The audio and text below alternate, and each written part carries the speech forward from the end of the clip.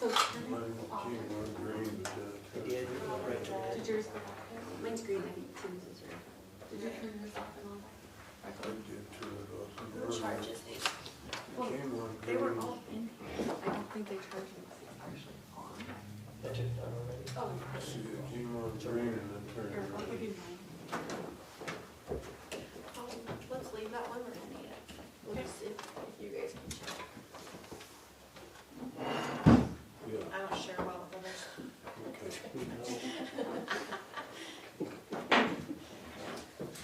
Whoever has the microphone has to talk.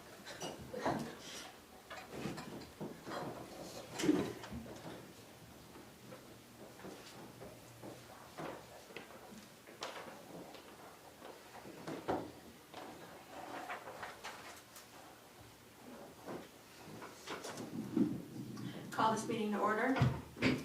Roll call, Mayor Juarez. Here. President McCarthy. Here. Council Butcher. Here. Council Newmiller. Here. Council Sutherland. Here, Please stand for the Pledge of Allegiance. I pledge allegiance to the flag of the United States of America and to the republic for which it stands, one nation, under God, indivisible, with liberty and justice for all. Do I have a motion to approve the consent agenda?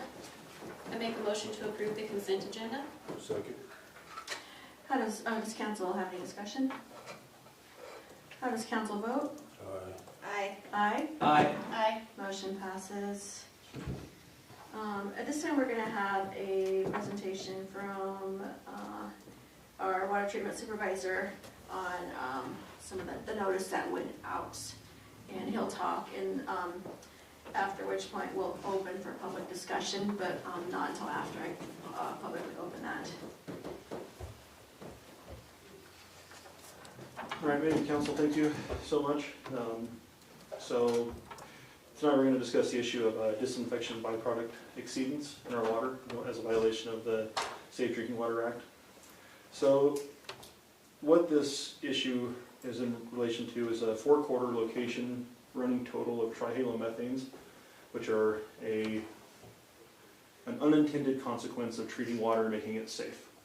So the location average for 401 Crescent in Mills, Wyoming was 0.084 milligrams per liter.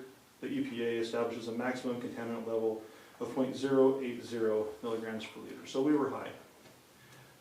Trihalomethanes in general refer to a group of chemicals that form when chlorine interacts with organic matter in water.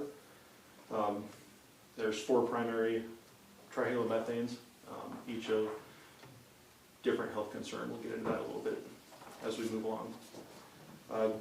Some questions are why in the mill system? So there's a variety of reasons that this occurs in our system. It does occur in all water systems as far as disinfection byproducts. But in the mill system in particular, we have storage capacity versus demand issues. So on any given day, we have 4 million gallons plus of stored water, not counting the water in the distribution system, which accounts for hundreds of thousands of other gallons of water. We have warm temperatures. We have source water quality, disinfection amounts, that's the amount of chlorine we put into the system. Peak demand during the summer on any given day is about 1.25 million gallons. Keep in mind that doesn't all draw from storage. It's drawn from different storage tanks in the system. We have river versus well sources. So when we draw from the river, we're going to see higher organics than we would if we draw from the wells. During peak demand, peak flows, we have to use a combination just to keep up with demand. We can't pull all from our wells where we get into depletion. We primarily draw from wells in the winter when the river's down and it's not as easy to draw from the river. And another portion of the mill system is, EPA requires a minimum chlorine residual in our system of 0.2 milligrams per liters. So about the mill system. The mill system is one water system, but we kind of classify it as 2 systems in one. We have a high and low pressure portion in our system.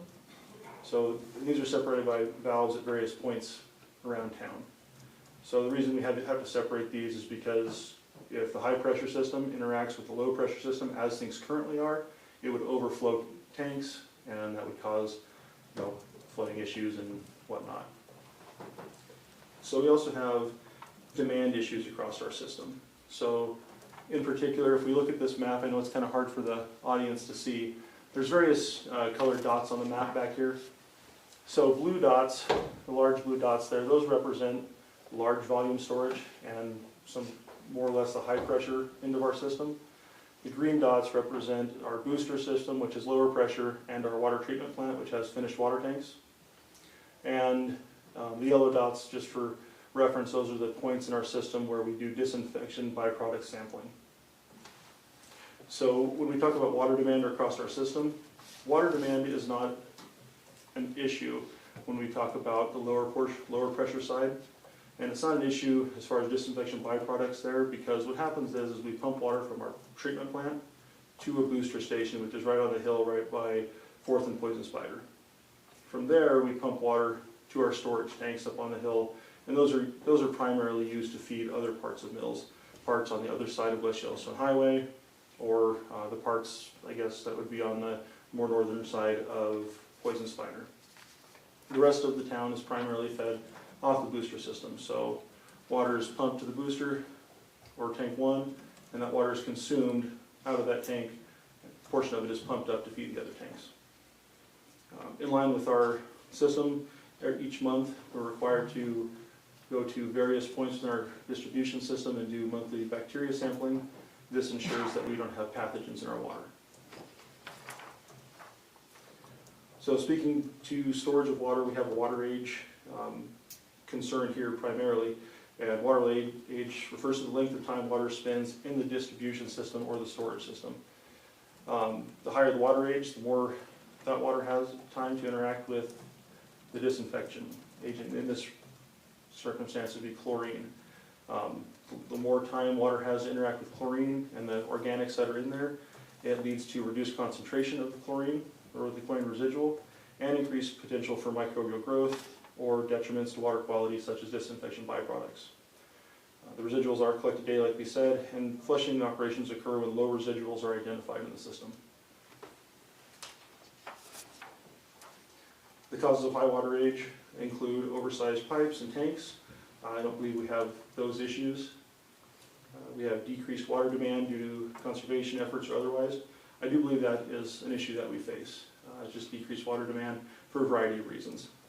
We have system configurations, including dead-end mains. To some extent, we do have dead-end mains in the separation of high-pressure and low-pressure systems.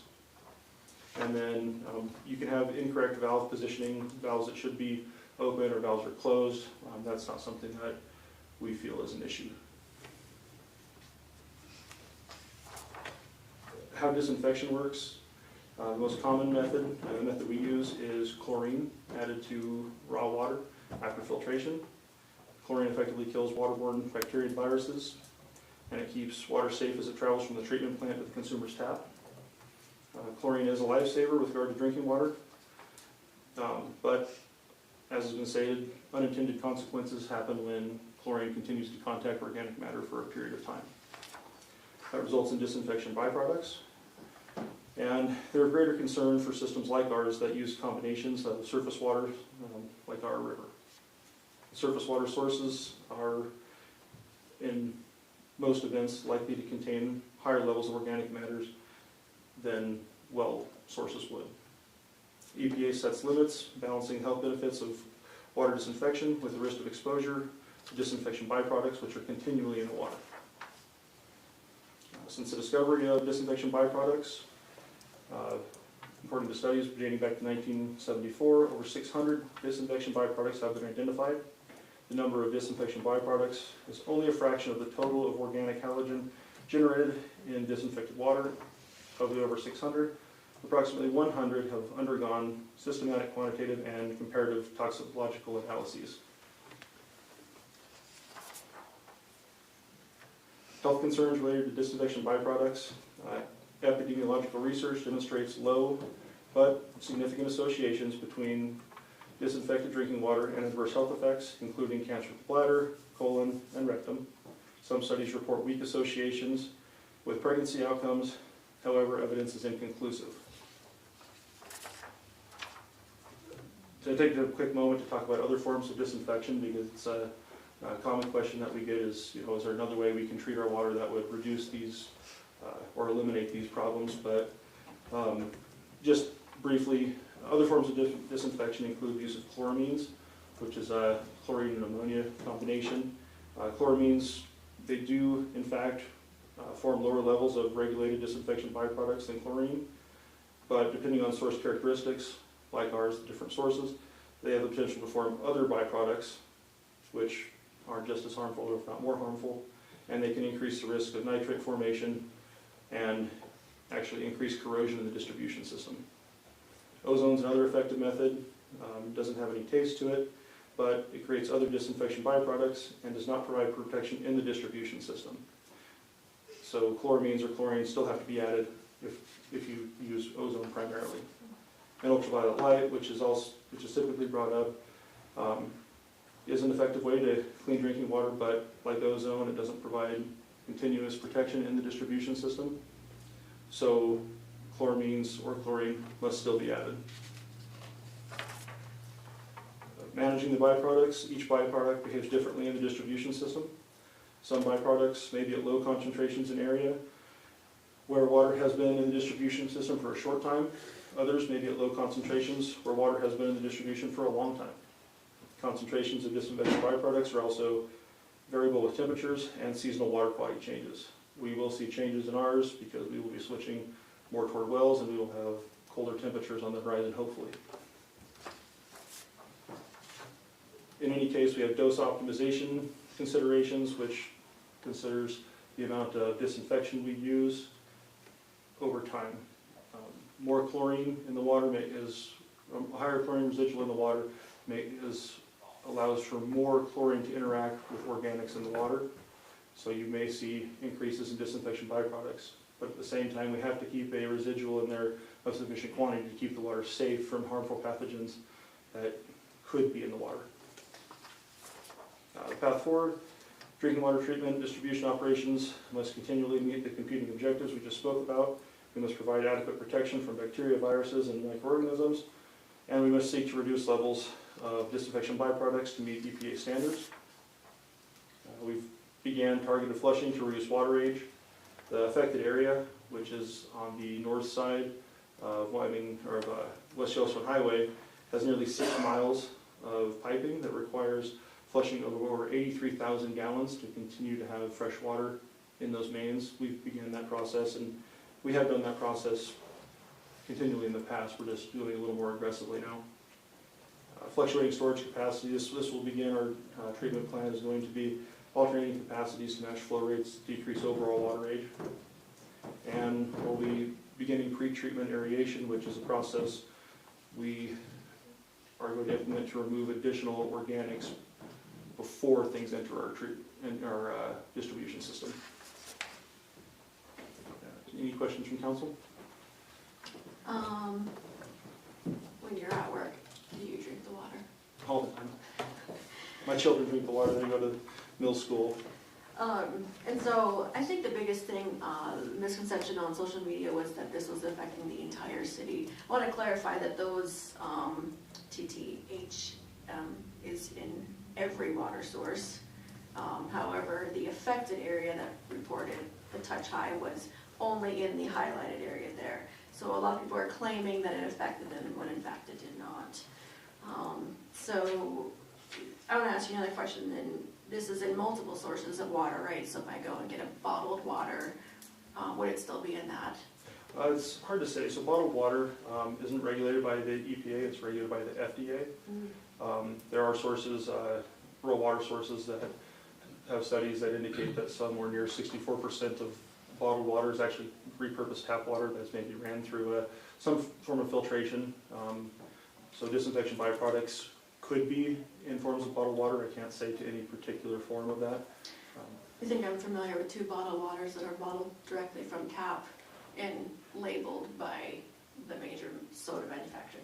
So, and tap being from a source in this county. Sure.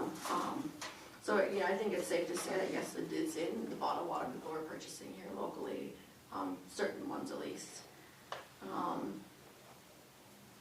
Does council have any questions? so. Does council drink the water? Yes. Yes. right here. I drink it, I cook with it, I bathe in it, and the second that I knew about this report, I didn't stop. Because I understand how these chemicals work. I understand that in order for sterile drinking water, that this process has to take place to make it safe enough to consume. The harm of the pathogens that could be present are substantially more detrimental to my health than anything that was discussed in the report that we had to put out. Because, you know, the EPA regulates that and tells us what to put out. I think that overwhelmingly the public just didn't understand the process of treating water, and, you know, kind of ran a little rampant with that. So, yeah, confidently I could say I drink, cook, and bathe in the water daily, haven't stopped. So, all right, thank you, appreciate it. Thank you, Casey. Thank you, Casey.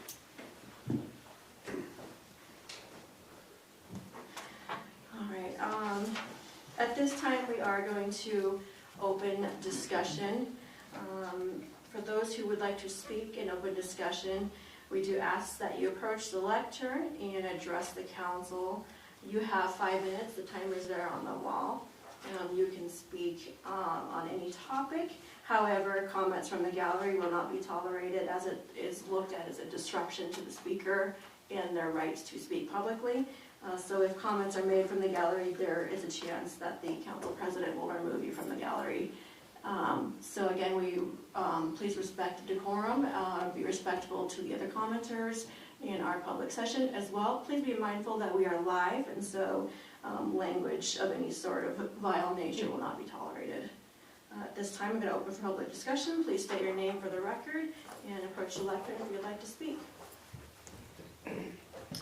Hello, Hello. I'm Jennifer English. I'm a resident of Mills, Wyoming. I've been here 10 years, back in Mills for 10 years. I actually grew up in Mountain View back in the 70s. I'm telling you my age here. But anyways, I came here tonight to listen to the gentleman I just listened to. Yes, it is, the water being tainted has been kind of scary. Yes, I do drink it, but I stopped the day I opened the letter. Okay? And I do have reasons behind that. Okay? My question is, if it's harmful to the human, what is it doing to our pets? Okay? I'm not sure where the highlighted area is. Where is that? If you can go up and look at the map. Sure. The part that's blue lines is the affected Okay, area. okay, Chamberlain, And what was your address? I Lafayette, didn't catch your address. and that needs to be known? Yes. Okay. No, I'm sorry. It does I live at 906 South 4th, which is Casper Crossing area, Thank you. which is the newer subdivision. So, yeah, it's just the. Yeah, and it's up by Lafayette and Yeah, Chamberlain and all that. Okay, so I'm in that area. okay. Okay. Why did it take us a year to notify the public? Casey, do you want to grab a seat? Because I think you're going to have more than just one question. She knows me. So it's actually a misconception on a year to notify the public. Yes. So we are given guidance by EPA on when we are supposed to do any kind of notices on that. So we were made aware of this following EPA's receipt and their tallying of a running average. Once EPA says, according to their records, that you have a running average that meets an exceedance, then we have to issue a notice. Okay. A year's a long time. Well, it hasn't been a year. Well, it was August 30th, 2023. 24 is the date of the violation. So But it's last you, month. in the letter, it says August 30th of 2023, you started testing. So it's a year-long average. So Okay. when that average reaches a point in time where it exceeds a value, Mhm. then the EPA makes notice that we must report to the public. It's a running average. So, for instance, on it, we could run right below the average continuously forever, and it would never be something that the EPA would have us report. Until we exceed that, then we have to report based on an average. So we could have, again, for instance, in hypothetical, so we could have exceedances, but we could also have extreme lows. And we wouldn't be required to report as long as the average maintains under what the EPA says is a minimum contaminant level for a entire year. A lot can happen over that year. Sure can. Okay. It's okay. So it's gonna take 6 months to clear this up, and then what I'm understanding from you tonight is you gotta do it kind of slowly, otherwise it doesn't properly clear up. Am I hearing you right? No, that's not correct. So we are addressing it as rapidly as possible. And it's saying it's gonna take 6 months. So we say 6 months because we want 2 quarters of full testing to assure that that's down. I mean, it's, there's a likelihood that we could test tomorrow and it could be down. But we want to make sure, and then we want to make sure again that our numbers are down and that our average is continuing to fall. Okay. So, today I went on mills.gov and I see you guys are maybe in the plans for a new water tower. There, Am I hearing that right? Did I read that right? there's a second finished water tower Mm-hmm. being constructed right now at the treatment plant. Is that what's going down there? But okay, Yes. okay. I'm native Sure. of Casper. Lived here all my life. I remember the day the water. Oh, You're okay. yeah. You're okay. You keep speaking. I'll give you a couple more minutes. Okay. I remember when the water tower went up on Poison Spider. I used to live on Pioneer, Sure. and it was a dirt road. That's where they used to race up and down the highway. But anyways, I remember when that one was built, and I think it's very good that we are, because we've got lots of new residents coming in. We have lots of new people down in Casper Crossing area, and what is it? Fossil Buttes or something like that. I don't know what it is, but so that is one of my biggest concerns. Okay, you're why I came tonight. Sure. Okay, and you answered a lot of my questions. Appreciate it. If I need to get more information, am I welcome to come down to? You can come down to the Public Works office at 240 Chamberlain Road, and I will spend as much time as you want talking as Okay. you want. Okay.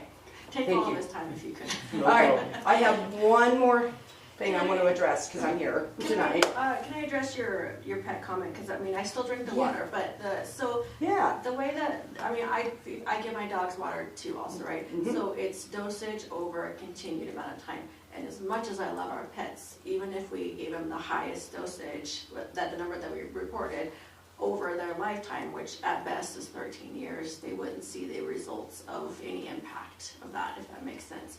It takes much longer than that to have any sort of significant impact at a high dosage. So those things are still present in the water though, and they're most likely still present in bottled water. Which we can talk off record, and I can tell you which two that I wouldn't purchase. Okay. But because I have a pet owner too, so I get it. Well, it's actually not my pet, but that's okay. Well, that's another Your day. husband doesn't count. But I mean, she's 6 pound palm, and I'm like, oh my god, I'm giving my dog this water. So I know you guys. I'm sorry, I'm taking longer than I'm supposed to. Casper Crossing, 406. This ain't to you. We've got 3 houses that were built in the past year and a half up there on South 6th Street. Okay? 812, 836, and 824. They're new houses. They have mailboxes in their yard. Why can we not? Oh, that's a whole can of worms. Hello? So it boils down to, and I don't know if you know this, Casper's the one who delivers the mail.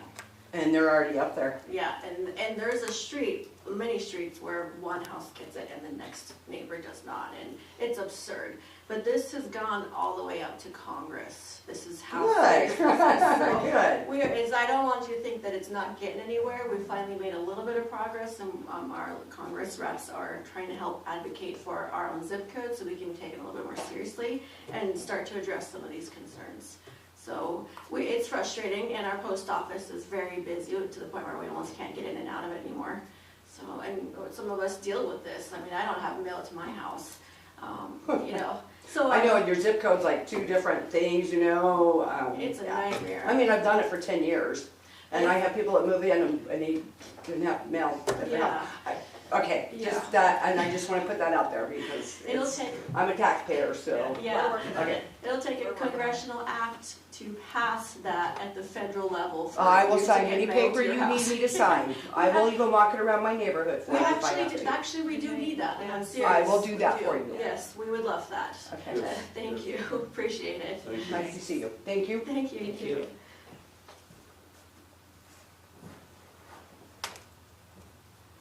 Is there anyone else who wishes to speak on the water?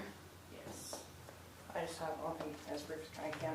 Amanda Deweese, do you need my address? No. Oh, okay, I don't mind. So you said that this didn't go on for a full year, but the quarters ended on 8/30 of 2024. So that does mean that it was over that full year, correct? That it was high enough that we would get a work. No. What it means is that there's a running average, so each quarter we sample. But that was still a whole year that ended in August of 2024, not So- began in August 2024, correct? I'll finish here. So what happens is so you start your quarters, you test, and you are below or you're above. So you don't know you're above that, and you don't become above that running average until quarters do end. So there are times when we're far below, and then there's times that we go above. Okay, so how many times of the average were we above? How many times the average were we above? Yeah, do you We've get never those been above the singular average quarterly until- reports? So you're saying that like just one quarter would issue this in for? No, well, So it how- would take, so one quarter, it's kind of collectively. So as we start this next, so every 4 quarters, it's not just starting over. Correct. I So think we're gonna so. Let me, stay- I'm gonna clarify my question. Of those 4 quarters, Yep. how many of those 4 quarters were we above? Twice, Okay, But so not- half. but not in each area. Okay, but so it wasn't like we had all 4 quarters, we were extremely above. Correct. Okay, so my other kind might be a dumb question. I don't understand how only one area can be affected if it's a distribution center that goes, or system that goes everywhere. So what The happens whole is, when you have your different systems and you have different portions in your systems, so you may have dead-end mains in an area. And so water age will increase in those areas where you have lower water consumption. Correct. And so you have lower water consumption for a variety of reasons. It could be that you have no industrial users, no commercial users. It could be you have no, consumption through watering lawns. Right. The average household or average person uses about 62 gallons of water a day. So if you have low water consumption, you have high water age in your mains, which eats the chlorine residual starts to reduce as it keeps the water clean. Right, but how, so there's no way for any of that water that's up there in that contaminated area to get in any other part of the system, is my question. No, that's where it's a dead-end main. So, okay, that one in particular is a dead end main and it can't go anywhere That's else. correct. Because I believe do we live in the area? I believe we live in the area, Sure. so, of the affected area, that's why. And, Here's the interesting part about it, that it may or may not provide you comfort, I don't know. So when we go to address these issues, so before we take our samples for our disinfection byproducts, what we do is we check our chlorine, we continually check our chlorine. and If our do you do chlorine- that from your side or do you do that like from our side, from our tap? We can do it from your tap, we can do it at the hydrant, we can do it, so How when you often do sample, you do it from the tap? so we do it from the tap weekly, from different, all over the town, Okay. we do different samplings. Okay, and then I think that's exactly what I wanted to know. I think you answered my other one. I was gonna ask about if you were gonna do like some sort of before the chlorination process to try and get some more of the biological particulates out. And Yes, I you are. think we answered that already, so that's all I have. Okay. Okay, thank you. Thank you.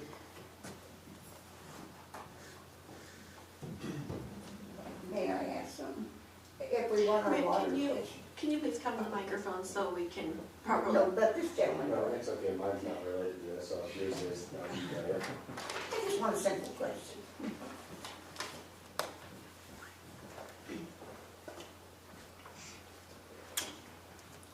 Fonda Wyatt, I've been here 83 years.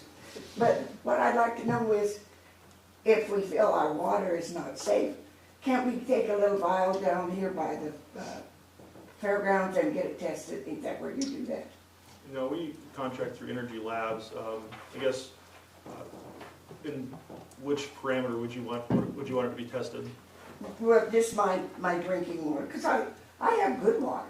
I live on Pine, no, where do I live? First Street. I live on Pine, no, you're right behind She lives Gmart. on North First Street. Okay, And I have very good water, and I don't want to quit drinking my water. Sure, I But if would. it's not good, you know.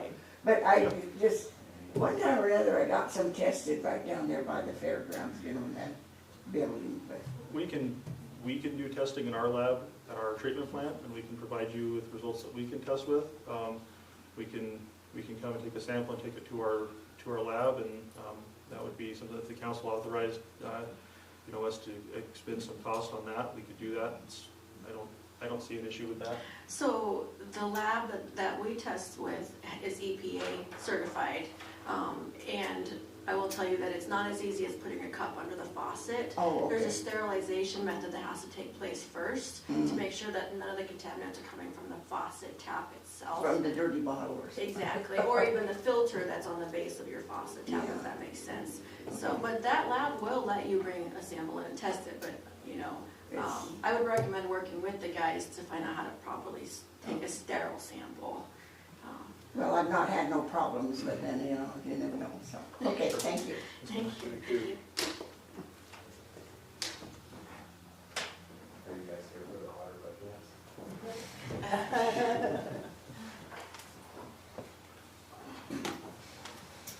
So my name's Lance Kennedy, I live here in Mills. I'm here to talk to you guys about the feral cat situation on Progress Circle. I think it was brought up in the last meeting. So a little background on myself, I own 3 businesses here in Mills. I've been in Mills for about 4 years now, and I live on Progress Circle in the industrial area.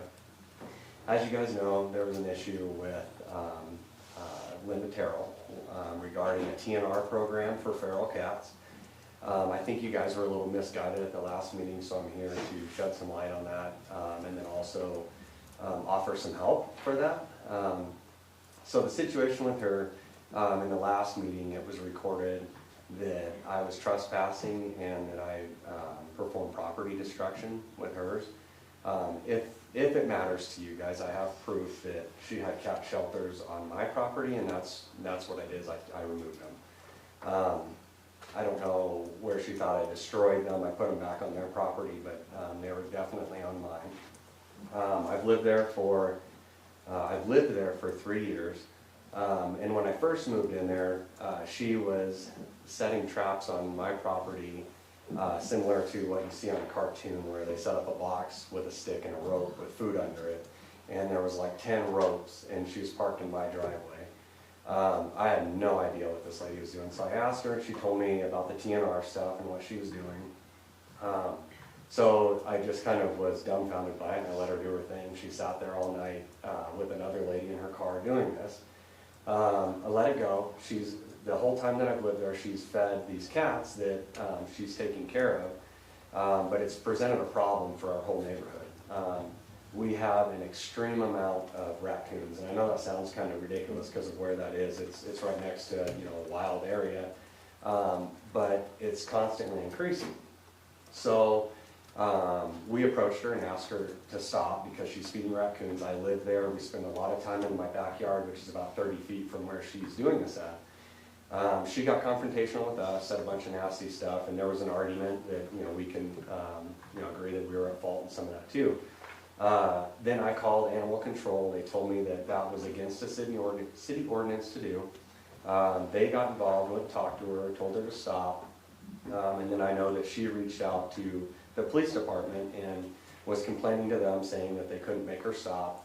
And there's some other stuff that went along with that. After that, I started getting harassing emails from this woman through an anonymous email through our website, making comments about my girlfriend and my kids, and saying I don't care about fur babies. And there was 3 emails over the next 3 days, so I filed a police report. And I was working with Stephanie on that, and I don't know where that ever went. I haven't heard anything of it until I know that Linda came to a city council meeting last week regarding this. So then I reached back out to Mills PD, and they couldn't do anything because of basically her getting permission. So what I'm here for is, I know that she came in and gave you guys her story about TNR. And I want to be honest that I do believe in TNR. Does everybody know what that is? Are you familiar with that? Okay. So in order to do that, you have to trap these animals and you have to track them. And there's a process to that. And Linda's not doing that. And I do support the program, and I've done a lot of research on it to figure out whether or not it's successful. And I've read a lot of stuff from even Casper City Council where they've seen a benefit to it. And all across the world there's TNR programs. For one, the cats that are in our neighborhood that she's feeding, I've never seen her trap except for what I told you guys about the sticks. And I live there, and we have a pond, a koi pond in our backyard and all this stuff. We spend a lot of time out there. Never once have I seen a trap. All I've seen is raccoons and foxes and stuff, which, like I said, it's understandable for where we are, but it's an increasing problem. And once the CSO officer told her she couldn't feed them anymore, we've got a considerable less amount of those wild animals in our neighborhood. After all of that, I got phone calls from the owner of Channel 13 that they're going to sue me and that we can't prevent them from doing their humane duties of these cats and stuff. So I think for City Council to allow her to do this TNR program, there needs to be some sort of a guideline. My opinion on what she's doing is she is feeding these cats, and I hate to be like a stereotypical deal with this, but she's being a cat lady up there on Progress Circle, and she doesn't live there, so she doesn't have to deal with them. And I know the news station has had issues with these cats because their old maintenance guy used to come buy stuff from us when he was trying to trap them and stuff. So I know there's been a problem with it, and her story's convincing, and I know that it puts you guys in a really hard spot because you can't. That's a very fine line to walk. You can't argue whether somebody's being humane or not. But once she feeds these animals, they're her pets. And another thing with TNR is to do that, when they trap, neuter, and release them, they clip their ear. And I've been trying to watch. I've tried to get pictures, and I can't seem to get any pictures where you can see it. None of these cats have their ears clipped. So I think that that's an important thing. So I believe that Linda thinks she's doing the right thing, but there needs to be some sort of a guideline for that, for somebody to be able to perform that. Because of what she's doing is she's aiding the problem. She's feeding cats, and there's no way that she's trapped any of these cats, because I've lived there so long and there's always different cats rolling through. So that's my purpose to come to you guys, is in hopes that we can do that. And what I'm willing to do to show my commitment to it is if Mills can come up with some sort of a way to monitor that, I'll donate $1,000 to a TNR program that follows something like that we can prove is being beneficial and that it is accomplishing the goal of TNR. And I would also like to clear that about the destruction of property and trespassing, because those are definitely on my property. So, does anybody have any questions for me? I know I kind of word vomited on you. So as far as the property, I would recommend having a surveyor come out and maybe flag the line so that there's a clear delineation, because I think there's misunderstanding, and the officers aren't in charge of establishing the boundaries of property. That really falls under a civil suit. So the biggest, easiest way is just flag the property lines with a surveyor. The council has not authorized a TNR program, and we actually amended the work session minutes to reflect a more accurate account of what we discussed. I think that there was some verbiage in there that was misrepresenting what we talked about during that meeting. We don't have a TNR program within Mills. No, not currently. We are working with the city of Casper, Farnham, And for clarification, our ordinances provide for that, but the thing to keep in mind is that the way it works with mills is the trapping of a live domestic animal or of a cat would have to come through animal control. So we don't have, there is a provision in the ordinances which allows animal control to issue traps to individuals, but I don't believe there's ever been a request for one that I'm aware of, and animal control does not have to issue a trap either. So this is mostly, to the extent the TNR program exists within the municipality, it's has to do with our own animal control. Okay. So I've reached out to animal control regarding that. That's who helped me. The CSO officer was also the animal control. I've gotten permission to use traps. You know, and throughout this, I've tried to figure out the legal way that I can go about it, and also try and keep the peace in our neighborhood. Game and Fish recommends that we trap them and kill the cats, and that's not my goal. That's not what I'm trying to do. You know, and if we can work with mills to help with that, I don't have the time to commit to a TNR program or have the resources for that. But you know, as far as that goes, I guess I don't understand the point in that. Where the traps came from. Does she have to get permission? And as far as you know, Mills hasn't The given her provision permission. of the ordinance is no person shall release an animal caught in a live animal trap to anyone other than an animal control officer or to an owner without first receiving permission from the animal control office. So that's the way it works within the municipality insofar as an official municipal action is concerned. Oh, just to clarify, so we're not saying to trap in the first place is against the ordinance, but in order to trap and send elsewhere is mandated. So a person could still trap, right? Is that how I'm understanding that? Well,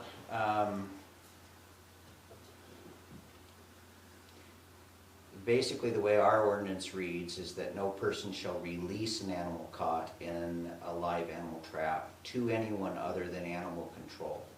So animal control in mills is filtered through animal control.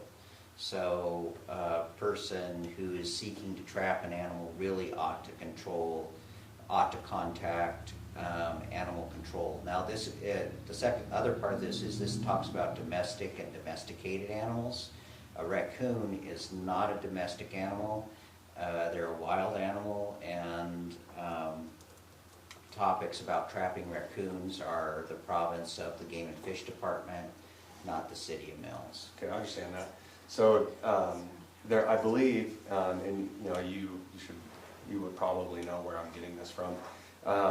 Mills has a trapping permit.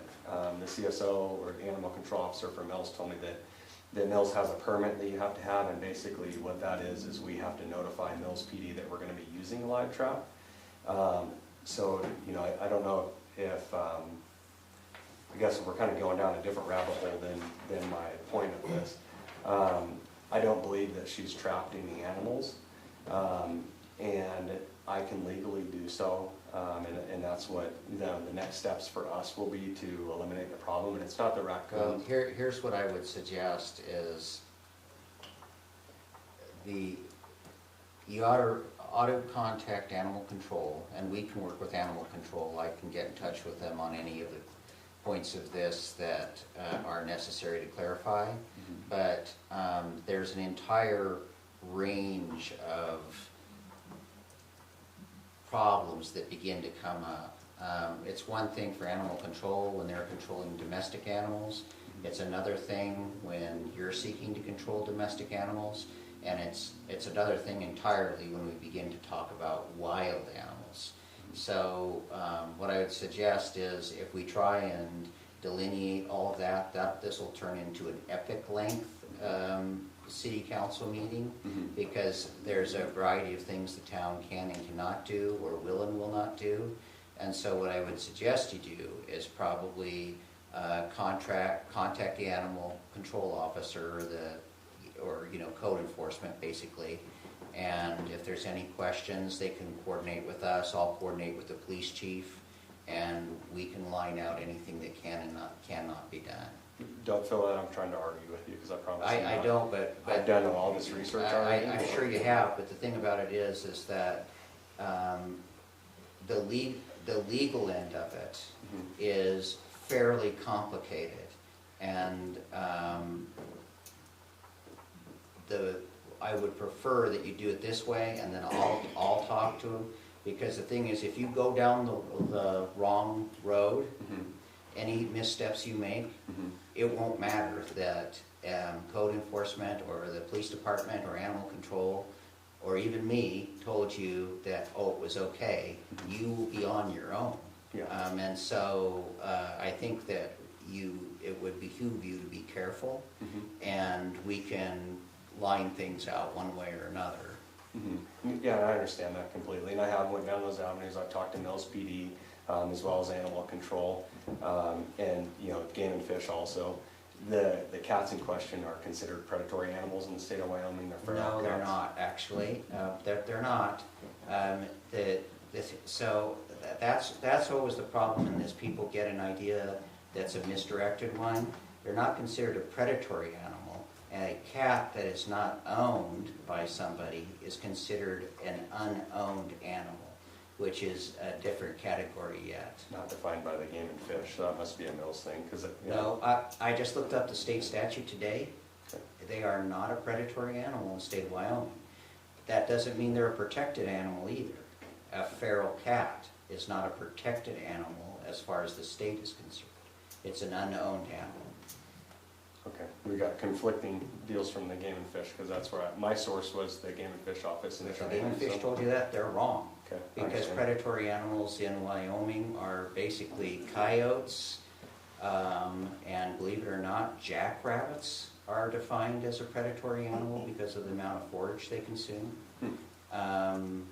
And then actually wolves outside of their protected and licensed area.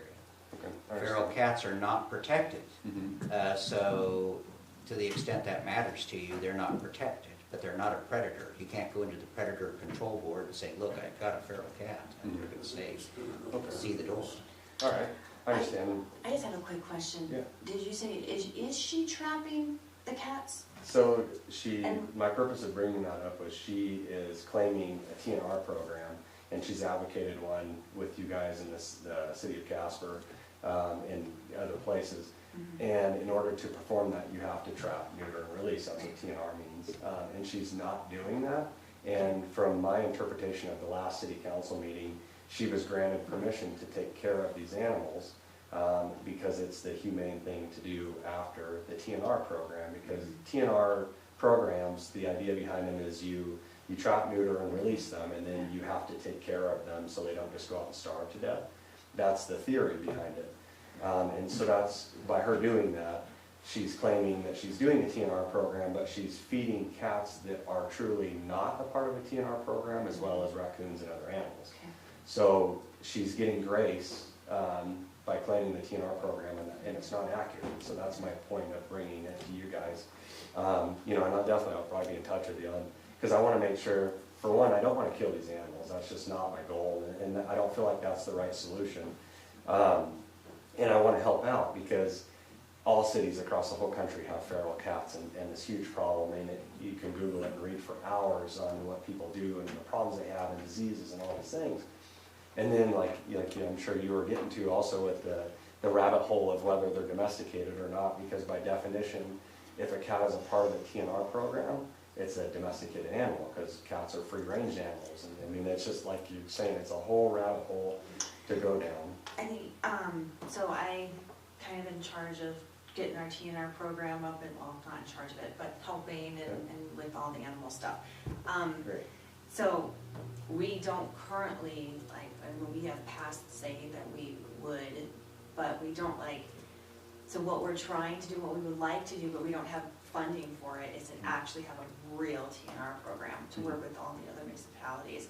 There's a vet in charge, and there's, you know, CSO officers helping, and they try to control the feral cat population, but we don't currently have that because of funding. So if you're saying that you would like to help fund, Yeah. I will keep your name and number, but once we actually get something going, like, no, but- I spoke with Ms. Tempest at the tour of Metro, and she expressed interest in revitalizing that program, so that might be a place where you guys can connect. I mean, there are people who want help, but I don't know, so if she is trapping and doing it herself, I don't know Yeah. what the case of that And is. just to clarify, we did not approve any trapping. I And think the that was minutes, said. yeah, So- the minutes did, in your fair, the minutes did incorrectly phrase some things, and we did correct them, Okay. because I felt like it gave the wrong impression. Yeah, I got that. We did not authorize a TNR program, but mostly because we don't have the ability to do it. But Mills does recognize that we have a serious wildcat population problem throughout the city. So we would love to, if you're serious, we would love to work with you on that, so. Yeah, definitely. And so in the minutes that I read, she was granted permission to keep feeding these animals. You're correct, you're correct. Property. Wasn't it? Anyone can feed Yeah. an animal on their property. Mhm. That works. So, and then that probably falls into ordinances as far as it being a nuisance, right? If it's, like it's, we'll get with you, because we'll go on for hours trying to discuss this and come to a conclusion on that part of it. So I guess, where can I read the amended minutes? Is it on your website? That's updated, Okay, yeah. cool. And I can appreciate your sentiment. I mean, feeding is just only encouraging growth of the population. We should try to figure out how to target the problem itself, and that's the population explosion. So, yeah, I appreciate that you're willing to provide a solution. It's very rare people come to us and offer that, so I appreciate that. Yep, no problem. Yeah, I will, I'll keep you guys, I'll Yeah. keep in touch then. and- well, contact us eventually. Yeah, definitely. Well, and I don't know where this is ever gonna go, so you guys might see me again, and, if there's anything that I can do, make sure you guys reach out, and, I'll go about it the right avenue, so I'm not Right. legally liable for anything, and hopefully we can come to a solution. I just wanted to make sure that I can offer some help to you guys as far as TNR goes, because it's an abused program, I feel like, so. Yeah, we need it for sure. Perfect, well, thank you guys, Thanks, I appreciate it. Thank you.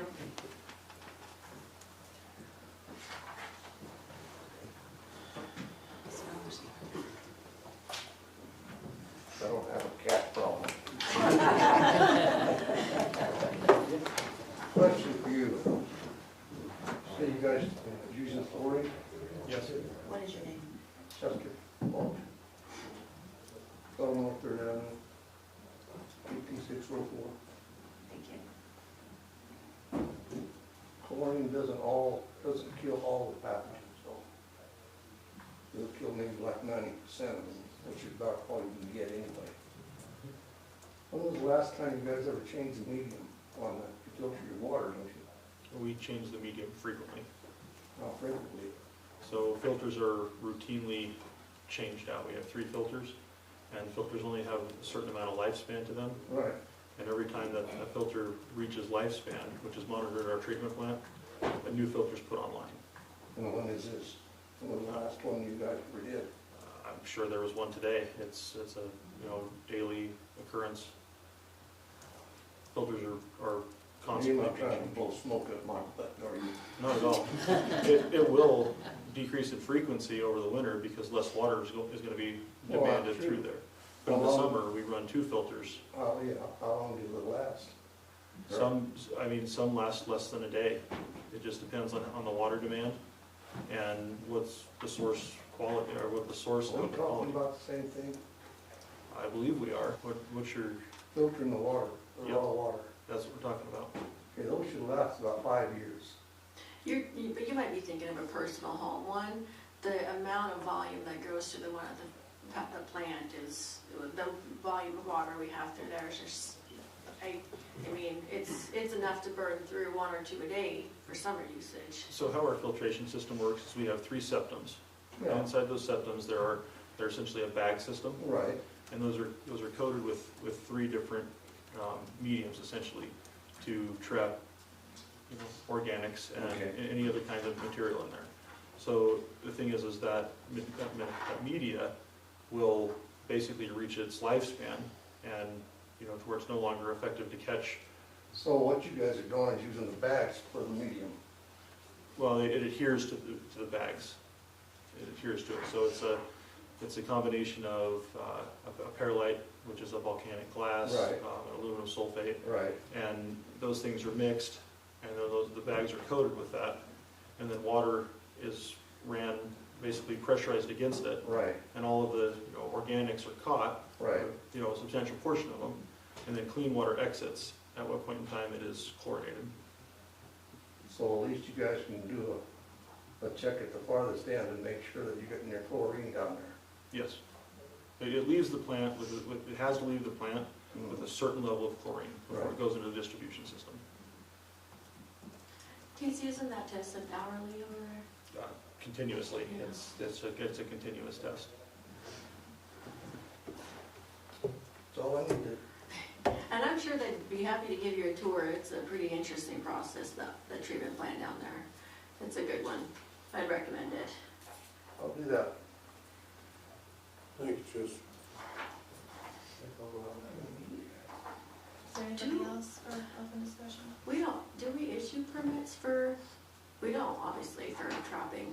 Well, what we ask is that you let us know, and then when you let us know, we keep a spreadsheet, because what happens is someone sets a trap, summertime it's 100 degrees, I don't check it for a week, you know what happens. Yeah.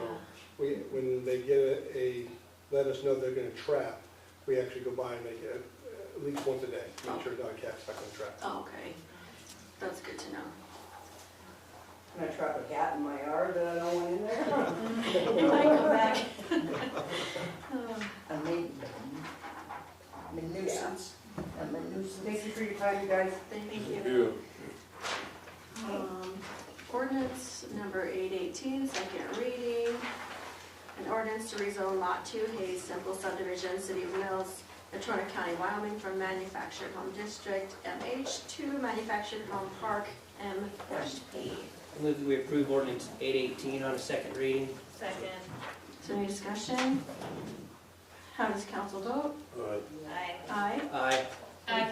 Motion passes. Referring to our city attorney on this resolution 2024-37. We hadn't spoke since we last sent the document that Sarah forwarded. Is this still correct, the way that this reads? Right, so this is one of the world's most awkward reading resolutions when you read it. This was an attachment that the entity that was contracted with Community Bank, whatever, requires as an attachment to the lease form. You know, it's particularly awkward because we entered into the lease as of February 19th, 2023, but they required this particular resolution to proceed. And they're dating it as of September 23rd, 2024, which must be when the payment was made that we're contracted to. So what you see is a set of authorizations that are attached to that. I reworded it because actually the way theirs work doesn't even work with our particular way of passing a resolution, but this is necessary for the ambulance purchase, and that's to show that everybody is authorized and has agreed to make the payments correctly and whatnot, so that's its point. I don't know if it matters. I don't believe that was the date the check was issued. I think it was a little bit before that. Well, it doesn't matter though. It doesn't, that's what they're dating it to, and I think that's because of the schedule of equipment. Maybe when they drew up the new papers Right. on their end. Right, because we've got an amendment to it. Okay. I would move that we approve resolution number 2024-37. Is there any further discussion? How does council vote? Aye. Aye. Aye. Aye. Motion passes. Do I have a motion to go into an executive session property matter? Make a motion that we go into an executive session on a property matter. Second. How does council vote? Aye. Aye. Aye. Aye. Motion passes.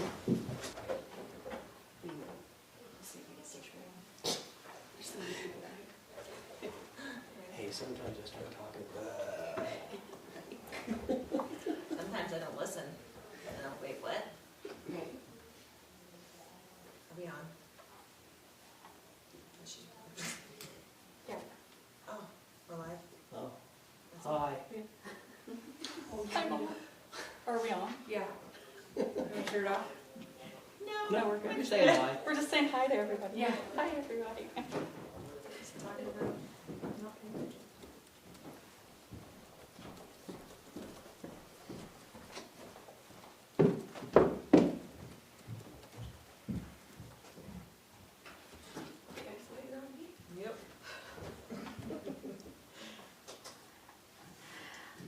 full council has returned from an executive session, property matter. Do we have a motion? I make a motion to authorize the drafting of a lease on a piece of property contingent on determination of electrical service fees. Second. How does council vote? Aye. Aye. Aye. Aye.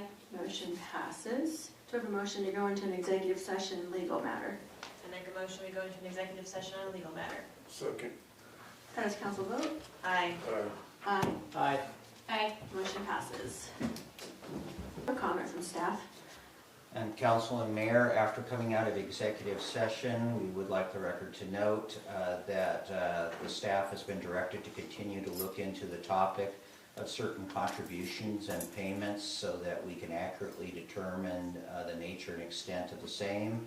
And we anticipate that those numbers will be available to the council by next town or city council meeting. Thank you. No action is needed. Do I have a motion to go into and add an item to the agenda, executive session personnel? Move that we go into an executive session for a personnel issue. Second. How does council vote? Aye. Aye. Aye. Aye. Motion passes. Is that, yeah, she started it. Full council has returned from an executive session personnel issue and no action is required. I move that we adjourn. Second. How does council vote? Aye. Aye. Aye. Aye. Motion passes. Let's go put them in the chargers. Yeah, put your microphone in the charger. It is. It is in Yeah, your I put it in there. Good. But don't